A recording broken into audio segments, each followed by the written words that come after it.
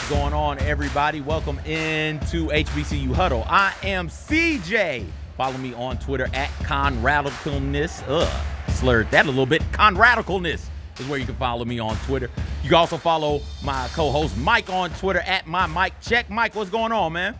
Hey, what's going on, CJ? Look, man, just looking forward to celebrating this Mother's Day weekend coming up. So to all of those who are mothers, who have mothers, happy Mother's Day. To all of those aunts and relatives and family members, I hope for a peaceful and happy Mother's Day. You are definitely appreciated, and we wouldn't be here, literally, without you. I messed up, Mike. I forgot it was Mother's Day this weekend. We could have did best songs about mama in our pick 6, or best TV moms, or best movie moms, man. I forgot. Blasted. I'll remember next year, though. Mama, I love you. Your gift is coming. One of your children is going to buy you a gift, and I absolutely put in for that gift. That's a beautiful thing about having siblings, Mike. Like, somebody buy mama a gift, and I'll just give you the money. Just put my name on the card. You know what I'm saying? No, I know what you're saying, man, and it's one of those things where I can't get away with that anymore. You know what I mean? So it's almost like, it's got to be something authentic and from the heart. From my mom, and she knows individually, how we go about doing things. So, I also have a wife who's a mom too, man. So this is a big day in the Wallace family. It always is. Yeah. Hey, I'm gonna pray for you. Make sure that your mom is taken care of, because she's done a beautiful job raising you guys. The streets raised me. Don't get my mama gassed up, Mike. Yeah, right. We got a great show for you. We're gonna take a look back at the NFL draft. We're going to talk some about Alabama and A&M in our Culture Maker segment. I did pick 6 for you guys. I hope you enjoy it. You won't. You'll hate it, because it's my favorite black movies of all time. So if you're in the comments section, leave your 6 favorite black movies of all time. React to this in the comments section as well. We love to read the comments. We love that you guys care enough about these topics to leave comments. So please feel free to leave comments, likes, all of that. Before we get to all of that, though, let's take a look at the show schedule. May 22nd will be our next show. Then we'll go again June 5th, July 10th, July 16th, which is SWAC Media Day, July 31st, and then August 14th, we're back to weekly. So we've got 6 more off-season shows before we get back to being weekly. Then August 14th is the week 0, Mikey. You know how I feel about week 0s up here. Can't stand it. And what else I can't stand, Mike? Can't stand the fact that, again, second time since 2020, no HBCU football player was drafted into the NFL draft. Had a bunch of undrafted free agency signings, though, Mike. What does this say? Do you think this means the NFL has taken a step back in some of the progress they've made with HBCU football players and evaluating that talent? I've been thinking about this really, really hard, man, and covering HBCU football from the beginning of my career, and then obviously being able to bring the huddle and still have our toes into the waters here when it comes to HBCUs. It's kind of a double-edged sword for me, right? I know that the awareness is there. I know that Shaq Harris, Doug Williams, and all of these guys have come forward. NFL Network folks, Steve Weish, and everyone that's involved with that has put on these all-star games, has put on, the combines and the additional things to expose us and bring awareness to HBCU sports. And I don't know how much more can be done. We have more African-American general managers and head of football operations in the NFL than we've ever had before. There's a handful of African-American coaches. The scouting departments are filled with African-Americans. So I'm wondering if we're pushing for it. I can see if there was not enough, African-American players getting opportunities, but now it's about, okay, this specific conference and these specific schools aren't getting the exposure that they need to get. I don't know if it's an exposure question anymore. I mean, I just don't. So I don't know what the answer is. All I know is that you keep cracking, you keep knocking at that door, you keep chopping at that tree, and eventually some things are going to fall your way. But I do know that as Donald Ware came on the podcast last week and told us, it's one of those things where it's not like NFL people aren't aware of these undrafted free agents who are making rosters coming from HBCUs. So if you're going to be willing to give somebody an undrafted free agent contract, why not give them a 6th or 7th round draft choice grade and go ahead and do it from there. So it's a mixed bag for me, man, and I'm still scrambling to figure out answers there. What about you? It's confusing to me how, because I at least one player, maybe two or three players got drafted in this year's NFL draft who haven't played American football. All right, so you're playing Aussie rule football or rugby or something like that, or you're coming from the one of the NFL Europe type situations where they set up camps and things of that nature to try and find talent over there. And it's just like, okay, if you can give that person a draft pick, why wouldn't you draft an HBCU football player, somebody who's grown up playing football? I don't understand the logic behind that. I think the most important thing is to get into camp and make rosters. Like if you are that late in the draft, 6th, 7th, hell, 5th round type draft grade, there's no guarantee you make the roster. And I think that's fine, but it's still, you get drafted and there are some things, money being partially guaranteed. That's something that's important. And so I don't understand why you wouldn't feel comfortable as an NFL GM selecting a football player who's been playing football over somebody who hasn't played American football before. You're comfortable taking a chance on the Aussie rule dude as opposed to, and not Aussie rule kicker. We're not talking about kickers. I'm not talking about field goal kickers, punters, long kickers. I'm not talking about that. I'm talking about like position football players. I don't understand how like a Willie Drew, you can't say, okay, there's something there. I want to take a chance on it. I believe in him enough to draft him in the 6th round, right? And maybe some of this might, because I've been going back and forth with this as well. Maybe some people do want to draft him, but they know nobody else is going to draft this. Like somebody else might draft this other guy over here, but nobody else is interested in this particular player. I can wait till after the draft and sign him as an undrafted free agent. But I look forward to seeing what all of these young men do with their opportunities. I hope that they make the most of it. And it's but see, here's the thing too, though, CJ, is that to your point, you're a GM or you're a head of football operations or you're a scout and you're in the room. Because that's what Doug Williams talked about after the draft. He said, he came out and said, listen, there's not enough people willing to have the courage to stand up in that draft room and say, this is my guy. And he's one of those guys. He's in the front office of the Washington Commanders, right? And he's an HBCU Hall of Famer, NFL guy. I mean, we know what Doug Williams is. You just say his name and it resonates. But if you have a guy and you're saying, all right, we have this guy, we have a 7th round pick or a 6th or 7th round pick. We have 6 more guys that we're looking at with our last 2 picks. This one happens to go to Alcorn State. And there's a chance that because he's going to Alcorn State, 31 other teams are going to pass him. So I'm going to he's going to be there. So let me go get these other 2 guys and then come back and circle back. Then that's a level of almost like absent-mindedness and just taking guys for granted that will be egregious if that's the case. I wanted to change. I do want to see more HBCU players, but it might just be HBCU people who are standing on this soapbox because it's not racially related. If you have African Americans in the rooms making these decisions, it might just be a stigma against HBCU level competition. And maybe you want to see them with your own eyes in your own camp before you say, I'm going to invest XYZ into this guy. That might be more of the case, but this was a disappointment. Second time in the last 3 years that 0 players from HBCUs have been drafted. And immediately after, it felt like it was immediately after the draft, reports started coming out. Hey, this player's going here, this player's going there as an undrafted free agent. Marcus Riley, Florida A&M stud, is with the Jets. Mikey Victor with the Patriots. Sonny Anderson, who we talked to out of Grambling State, signed with the Seahawks. We also talked to Jablonski Green during their South Carolina State's run to the Celebration Bowl and the Celebration victory over Jackson State. He is with the Colts. Jarvion Howard, I do believe, is with the Packers. Ian Wheeler signing with the Bears. Jordan Tolles with the Ravens. The list goes on and on and on. Willie Drew, Virginia State. Anim Dankwa, we talked about him, stud lineman out of Howard. He ended up signing an undrafted deal with the Eagles. And like I said, Willie Drew with the Panthers, right? So those are the guys I know of. Yeah.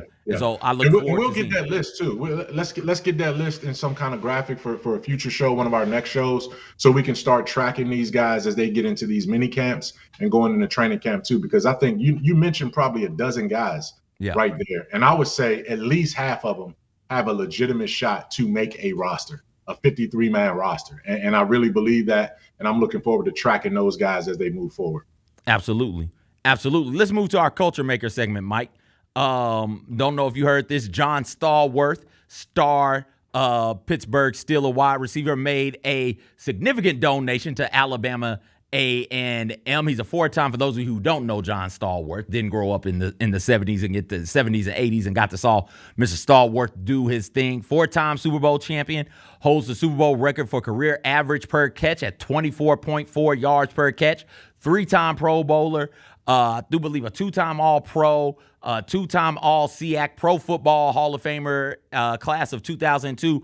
One of the stars, the standouts on that Pittsburgh Steelers dynasty of the 70s. He made a donation, donated about $1 million to Alabama A&M. Wanted to show him some love. Mike, were you of age when Stallworth was doing his thing in the NFL?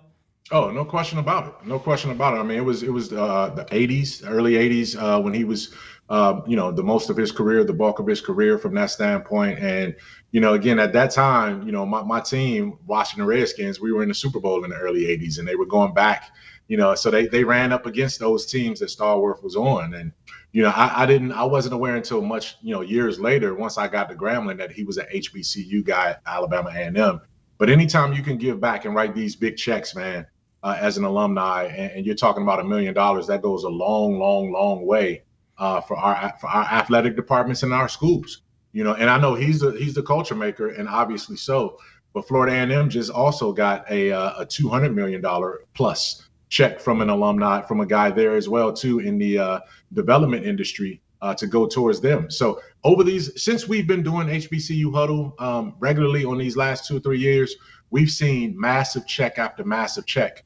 Whether it's Spelman, whether it's Alabama A&M, whether it's Howard and Jackson State, whether it's Tuskegee, some of these other schools. I mean, it's just been phenomenal to see the giving that is going on in our HBCUs, because we certainly need it. And Stallworth did it on the field, and he's doing it now as an entrepreneur and obviously as a philanthropist as well. So shout out to him. I can't think of a better culture maker in this moment right now than what he's been able to do. And it is an interesting sort of shift. Now, you brought it up, Mike. It feels like since we started doing it, and I don't know if you've become more aware, if I've become more aware, but it feels like we get one of these major donations to an HBCU almost weekly. Certainly it feels like monthly at the very least. And it's not just the major ones, right? It's not just the faces of the HBCU sphere.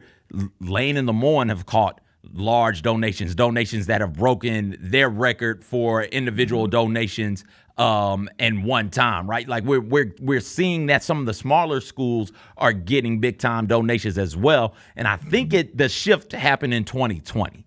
I think because of the unfortunate trio of Ahmaud Arbery, Breonna Taylor, and George Floyd, on top of the way the pandemic was ravaging the whole nation, in particular, like the black community, I think it shed more of a light on what HBCUs do and how important HBCUs are to the fabric of not just the black community, but to the nation as well. And I think people began to see that and say, oh, you know what?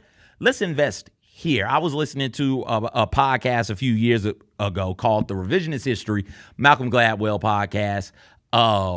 Yeah, I know what some people hear Malcolm Gladwell is like, oh, that could be kind of pretentious. Like, yeah, yes and no. You just have to go with me on this, right? So I'm listening to the podcast, and it talks about in the podcast why this Ivy League alum is donating all his money to this little small middle of nowhere school. And his reasoning was, hey, we have to bring everybody along. The Ivy League is going to be okay, right? Harvard, Yale, Princeton, Penn, all of them, they got money. They're going to be okay. This school right here, who serves a different type of populace, they need it. And I wanted my money to go the furthest, and I felt like my money would go the furthest here as opposed to one of those schools. And I think there's a lot of people, a lot of the wealthy people are beginning to feel the same way. Like, how many billions do you have before you have enough billions? Let me go ahead and donate my money to a different school, a school that that needs this money now, that's not just going to sit on it and live on the interest, a school that's going to renovate some buildings, fix some athletic fields, build more dorms, fix dorms, give everybody AC and heat and things of that nature. Let me give to this because they need it now. And I think that's really cool and really great, man. Yeah, it is. And whether whether you have $1 billion to give or $1,000 to give, is still important. I get 50 a month, man. And that's the thing. I can do better, right? I have no, I've lent my resources and my time, and my mentoring skills and going back and opening doors for people. But in terms of, giving more financially directly, I can do a better job at that. You know what I mean? And some people give in different ways. You know what I mean? And sometimes it's easier to write a check than it is to go over there and speak to a class and have people see who you are. I think there's a value in that too. Mm-hmm. And the fact of the matter is, you and I are both cognizant of the image that we have and the opportunity that we have, and we do it both ways. So I'm all for that, man. But you're right. I loved your question. How many billions do you have before you have enough billions? That's the thing. I want to figure out the answer to that at some point. Right? You know what I mean? I want to get to it. You're rich when you get to a point where money no longer changes your quality of life. At a certain point, money can't buy you any more than you already have access to. You got the quality healthcare. You got the best living arrangements that you can have across the world. You flying privately on jets. Like once you get to that stage, the next 20 billion that you have, I don't know if that's going to change your life or even the next, the next 40 generations of your offspring from that point. So yeah, it's a lot of money out there to be given, and it doesn't take a billionaire. It just takes a willingness to do it. And I'm glad that we're spotlighting. And that's the thing. You said it goes back to the pandemic, and you're right. That certainly broadcast a light on the need that was there. And it seems like every time that we see it, we clip it off and we bring it to HBCU Huddle to shine our spotlight on that as well too. So great job pulling that one out. Just Googled it real quick.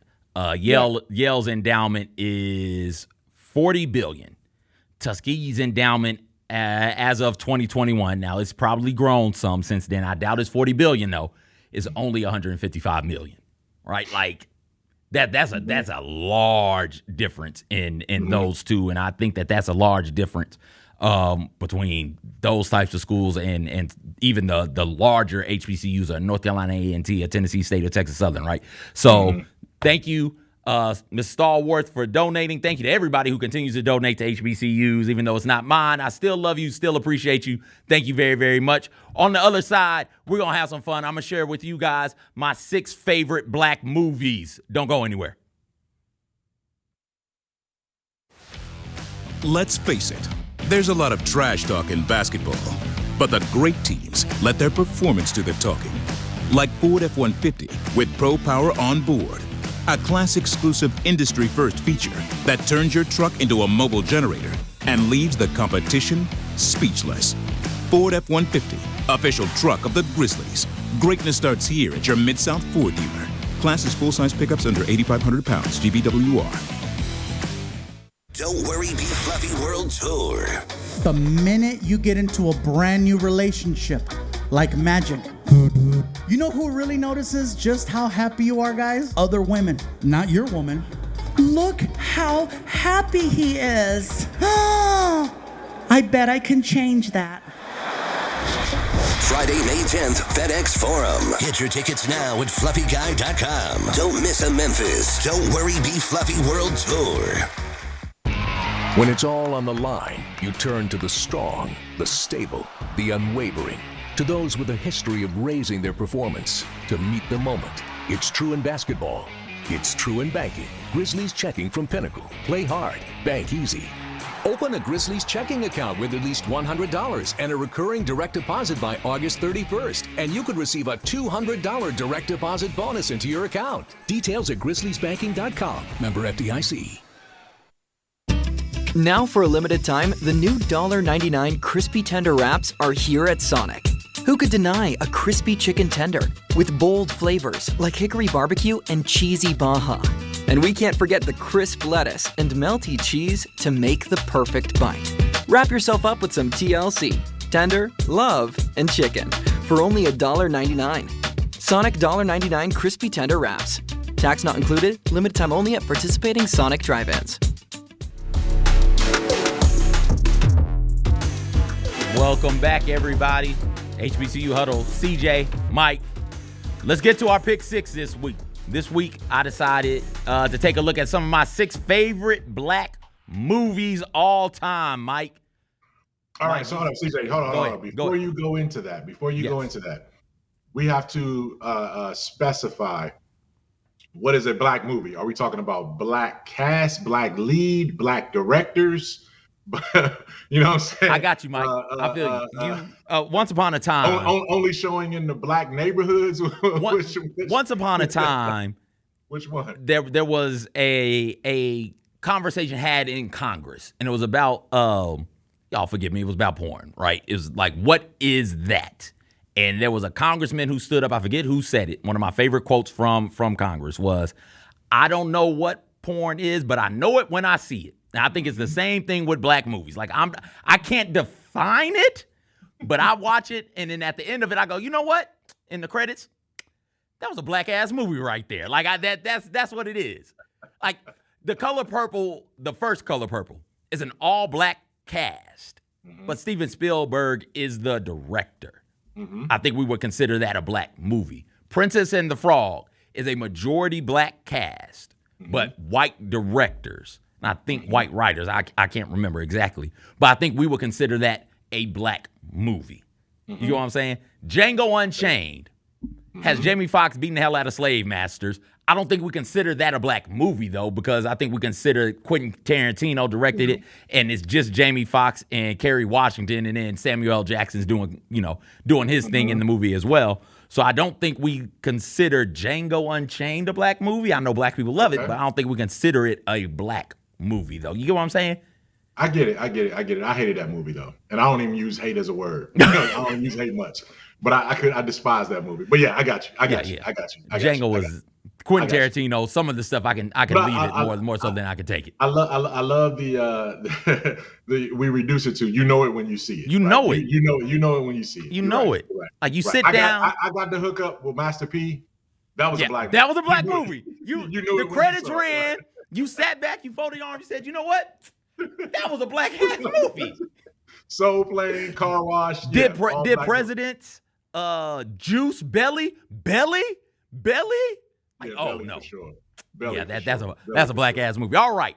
Speaking of those movies, 6 on my list. Bebe's Kids. We Don't Die, We Multiply. Oh my God. Yes, Mike Wallace. Bebe's Kids coming in at number 6.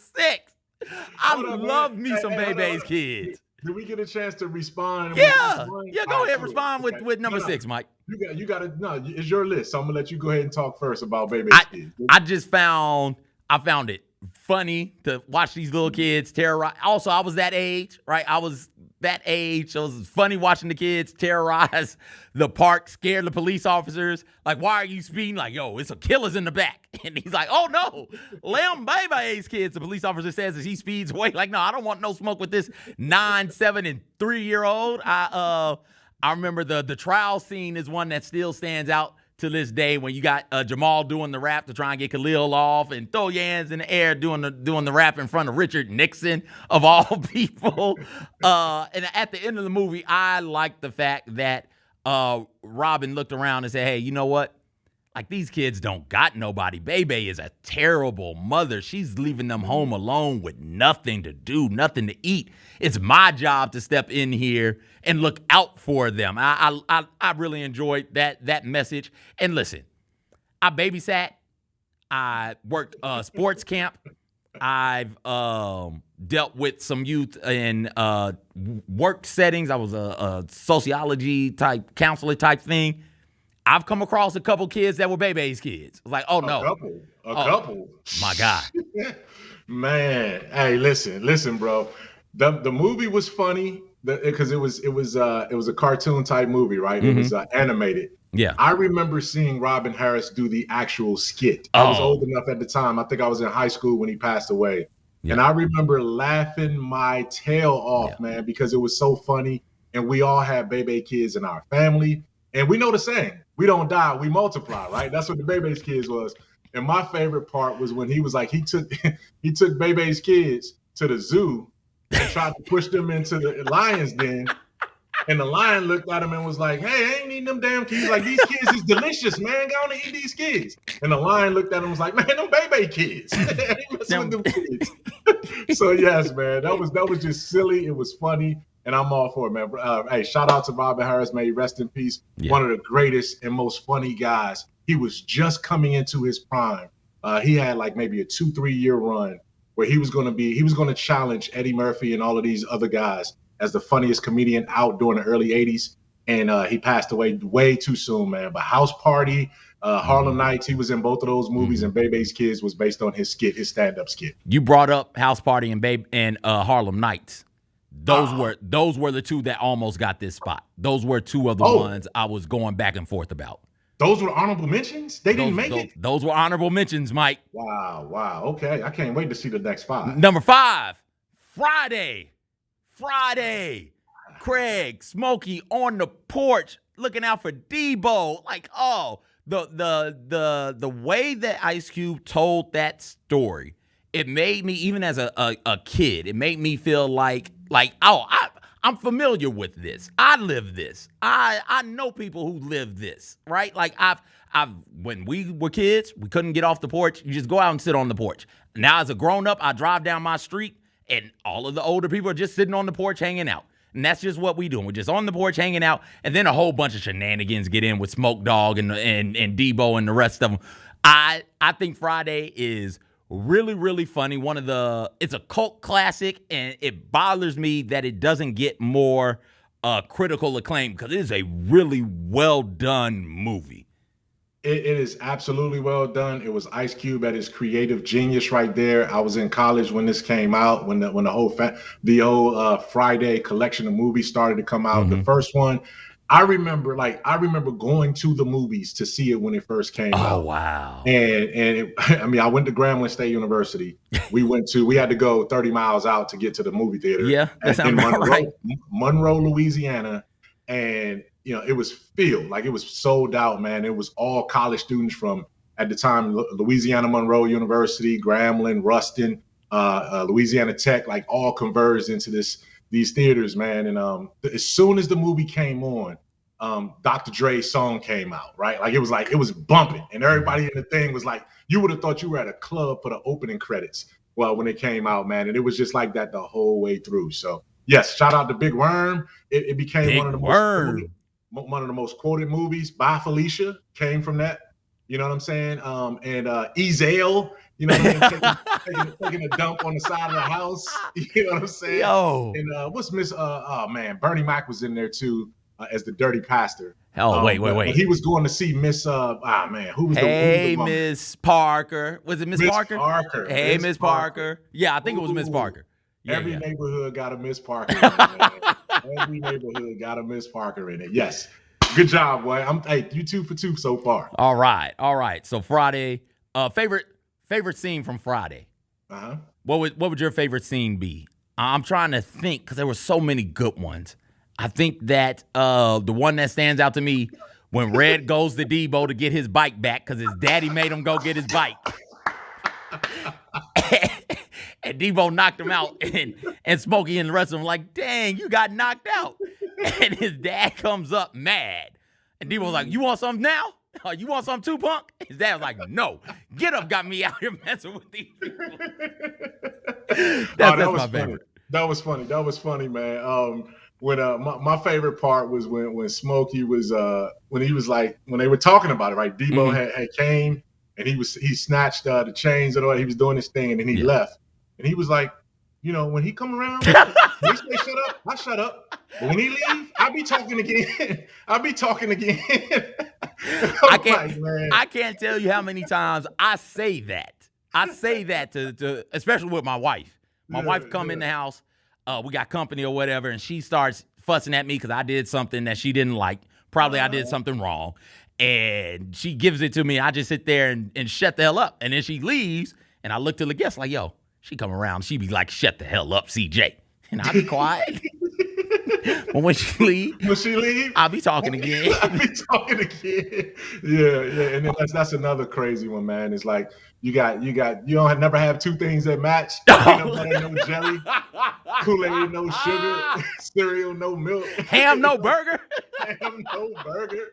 Yeah, man. Classic. And you know what's funny? And I know we got to get the other ones though, but we're having so much fun on this. When Chris Tucker came to Memphis, he was at the Orpheum Theater, I want to say earlier this year, or maybe like it was in recent months on his most current tour. I had a chance to go see him, and he talked about, people kept asking him, why were you never in the sequels to Friday? And he kept saying that he didn't want to be typecast as that. Like, you do that role one time and you have so much fun. And then he said, but, also Cube didn't pay me what he said he was going to pay me to. But beyond that, it was like he couldn't go back and recreate Smokey the way he did it that first time. It was like, once I did it, it was like that. I can't touch it after that. So that was funny how that came out, man. Oh, absolutely. Absolutely. All right. We're going to be a little serious with number 4. I went with a documentary. I went with number 3. Forgive me. No, is this 3? Yeah, this is 3. My fault. 6, 5, 4. This is 4. Yeah, no, this is 4. Kyra got me confused. Yeah. Damn it, Delaware State. Number 6, 4. 5, 4. That's why our endowments are like that, man. Because Delaware State's grads can't get the list straight. Nah, Kyra, I love you. I love you. You know I love you. Four Little Girls is a documentary done by Spike Lee. And what is a favorite black movies list without at least one Spike Lee movie from about the 16th Street Baptist Church bombing in Birmingham. Addie Mae Collins, Carol Dennis McNair, Cynthia Wesley, and Carol Robertson were 4 little girls that went to church a little early to hang out and fellowship with one another when an act of terror took them from this world, this planet. And the documentary follows that story, explains in a really poignant way, in a very, very sad way, but a very important way. Hey, this is what it was like to be black in around this time. And as we're fighting for rights, as we're fighting for equality, just little things like being able to travel on buses, city buses and national buses, being able to sit where we want to when we walk into diners and things of that nature, to be able to stay in hotels and not fear for our lives, and to travel, just little things. The sanitation workers strike in Memphis, right? Just things of that nature, which I think we forget how hard the fight was for those things. This is what the opposition was doing. They were blowing up churches. Unfortunately, they killed 4 children, four little girls, right? That's the title of the movie. And here's why their lives were so important. And this is why them, along with Emmett Till and others, served as martyrs for this very, very important movement that served to create a world where we are comfortable, more comfortable than what we were living in it and existing in it. Like I get on the bus every single day, Mike, and I sit in the front. Like I don't have to sit in the back. If I wanted to sit in the back, I could sit in the back, but I sit in the front because I'm not walking all the way back there. Buses are long, right? Like, so that type of thing. You and I both go out to various restaurants, and we don't go in the back door. We can sit wherever we want to. I was at a music festival, River Beat, this weekend.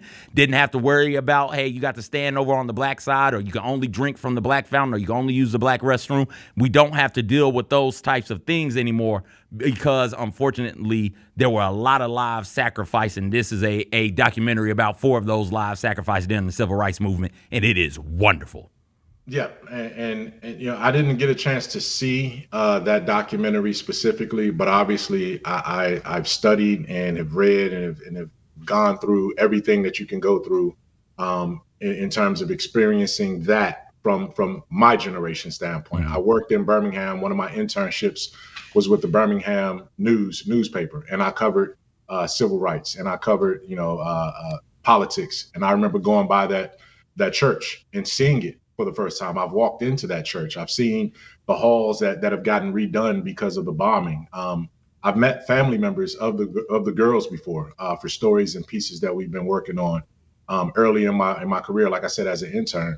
And I will say this, man, the 2 most evil, ratchet, riveting, heart-wrenching things that ever happened as far as I'm concerned, leading into the civil rights and social justice era was the bombing of that Birmingham church and the Dylan Roof shooting of the church in Charleston, South Carolina. Mm-hmm. Because you're catching African Americans, or just people, forget the race or religion, forget anything. You're catching people when they're surrendering their faith to the higher being. They're supposed to, if there's any place where you're supposed to be safe and secure and leaning completely on your faith and being vulnerable, it's in a church.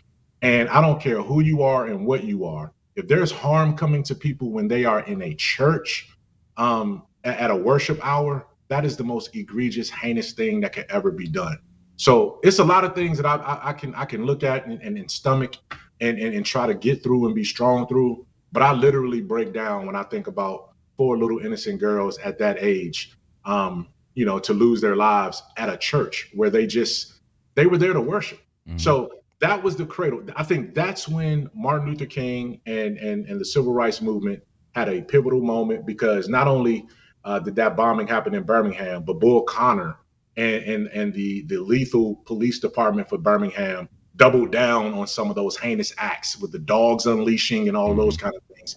And that's what I think pivoted a large segment of the country to say, hey, we got to get this legislation passed to change some of these laws and get some of this stuff moving in a good direction.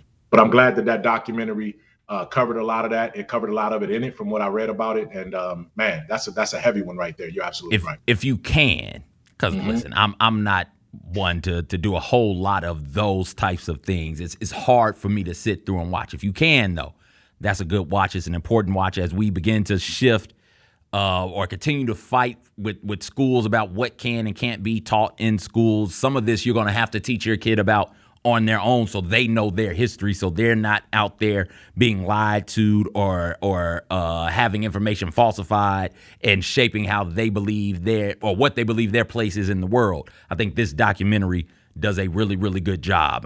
Listen, if you can't do it, I completely understand, because I would prefer not to as well. But this is an important documentary. You should watch it. And if you can, make that trip down to Birmingham, visit that church. We're going to keep it serious, Mike. I'm going to go number 3. I love this. I don't think it gets near enough love. Tales from the Hood. Come on, man. Tales from the Hood was incredible, Mike. What do you mean, come on? Tales from the Hood, for those of you who don't know. Keep it serious. You have me. You got me. Tales from the Hood is a story. It's a bunch of stories put together. And so in the early to mid 90s, we were, as a collective, trying to figure out how to stop gang violence, how to stop black on black crime, right? And so in this movie, that is the central piece. You've got a bunch of gang members who just got done pulling a drive-by. They run up into a funeral home, and they're trying to hide out. They, scare the funeral. Well, they think they scare the funeral home director. He lets them in, and he proceeds to tell them various stories. They're not connected. There's for those of you who are old enough, remember Tales from the Crypt. It's like that, but like black people. So there's a story about domestic abuse, police brutality. There's a story about plantation. So many really good stories. And in the end is what throws you for the loop-de-loop. I don't want to ruin it because I want you guys to go back and watch it. But I remember being terrified of that movie as a kid and then watching it as an adult and catching all of the themes that you're supposed to catch. John Singleton is the director, I do believe writer, I'm not sure, of the movie, and he does a great job with it. I love that movie very, very much. Tales from the Hood, my number 3, Mike. Man, listen, that's probably the one I'm going to have the least amount to comment on, because I remember seeing it. I only saw it once, and I'm not even sure if I got all the way through it, to be honest with you. It was one of those ones where I was like, hold on, man, John Singleton has put out some bangers. And now he's feeling himself on this one. I'm not sure what he's trying to say here, what he's trying to do. Maybe I do need to go rewatch it and figure out with a 25-year later lens on it what it looks like. But yeah, that one wasn't memorable, man. So that would definitely might make my bottom 6 list as opposed to my top. Rewatch it. Rewatch it. Those of you at home, rewatch it or watch it for the first time. It's a scary movie, so get your blankie so you can hide your eyes or what have you. Yeah. Watch it. Because I think it's really, really good. And I think you'll think it's really, really good also. It's just we don't, as a collective, all of us, I don't think we value scary movies the way that we should. And I think because it's a horror film, it doesn't get the love that it gets. Like, Vampire in Brooklyn, we love Vampire in Brooklyn, but I don't think that is a horror movie. I think that is a comedy in a lot of ways. The Eddie Murphy one? Yeah. Man, that movie was horrible. But come on, bro. I'm saying that some people like it. Hey, between that and I know this is not hey, listen. Hey, this is your list. So Yeah. I can't ridicule your list. Hey, you riding with it. And yeah. If you're watching this and we're in the office and you just happen to have it on TV, I'm probably not gonna stop and chill. I'm gonna keep going to my office. You know what I'm saying? And I'm gonna leave you to your devices there. But it's all good. Oh, I can't wait for you to do on the 22nd when we get back. Mike is going to do his list, and we're going to see who you guys thinks is better. Again, leave comments in the chat. We love to interact with you guys. Number two, I wanted to go to HBCU because of A Different World and School Days. School Days is my number two for Spike Lee. Do the Right Thing was close for me as well. From Spike Lee, She's Gotta Have It was another one that was close for me. I could have did just a Spike Lee list. But School Days is my favorite Spike Lee joint, and it's incredible. It follows black students at an HBCU as they navigate all the things that college students navigate: love, fitting in, and things that are going on outside of the campus socially. I do believe the big storyline was one of the bigger overarching storylines is, hey, what do we do about apartheid in South Africa? We're over here trying to party and kick it and hang out, but we've got black people struggling over there. We also got black people struggling over here. How can we do step shows? How can we be focused on like love and romance when we've got a world to help fix and a world to honestly to save? And I think that's a great theme in it. Also, I love the dance scene, the dance number, the wannabes versus jigaboos, right? Like I love that. And those are topics and themes that I feel like, at least when I was in college, we still hadn't figured out as a black people. We hadn't figured out how to like be black in your own skin, right? Are you black enough? Like that was the thing. Are you black enough? And I think School Days tackles that in a really thoughtful and fun, engaging sort of way. School Days, my number two. I think School Days, even today, you can watch it. And although some of the references are dated, I think it still holds up because of the quality of and the depth of the subject matter, right?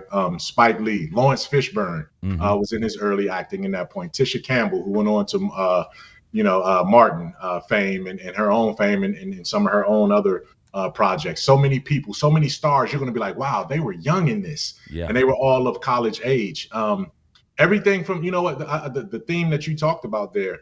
Colorism was real big in that too. Light skin, dark skin, and I think that's something that still permeates our HBCUs as well. Is like, is there a stigma? Do you have to be a dark-skinned guy attracted to a light-skinned woman? Like, is there, or can you love your own skin? Can you figure out who you are within your skin? Yeah, I think that's important.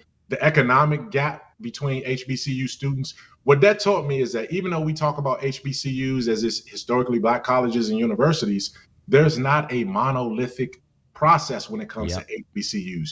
We can be diverse. We can be conservative. We can be, ultra liberal. We can be wild. We can be straightforward. It also told me about the fraternity and the sorority pool of HBCUs.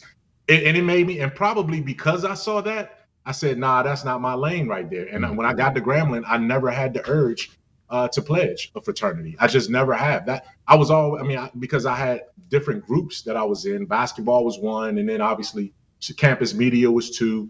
And I didn't need to have that, fraternity, sorority, Greek thing. But it also showed you about camaraderie and all of those things. Wonderful, wonderful movie, man. I remember seeing that. And the greatest thing to come out of School Days, the movie, EU doing the butt. That put DC Go-Go on the map as a DC native, as a guy who grew up right around the corner from Experience Unlimited, EU, and that group, man, seeing that group come to fruition, man, that put Go-Go on the scene, and you can hear the butt right now, and you're going to get up and move something. Kyra likes that Go-Go stuff, Mike. That's right. I know you from the area. Kyra loves her some Go-Go. Shout out Delaware State. Number one for me. It was hard. Did a lot of thinking. It's The Wood, Mike.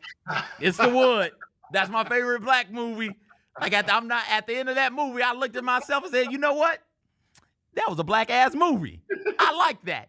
The Wood is a coming of age story of three friends. To set it up, one of these young men moves from North Carolina all the way across country to California, to I feel like South Central, somewhere in over in that area, and he is befriended by two other dudes, and the movie follows them as they grow up. Right, it's centered around a friend is getting married, and now they're looking back on their childhood, trying to get this friend to the wedding because he got way too intoxicated, right? And talks about love, talks about coming of age, your first school dance, fitting in.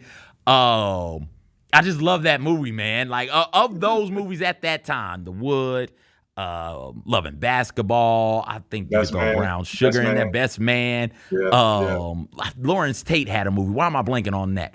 But of those movies, The Wood is my favorite, and I really Love Jones. Love Jones. Thank you, Mike. Love Jones. The Wood is my favorite of those movies. It's my favorite black movie of all time, Mike. Oh man, yeah. CJ, that's your favorite black movie of all time. That's my favorite one. I just got 3 words. That's your list. You know what I'm saying? That's your list, right?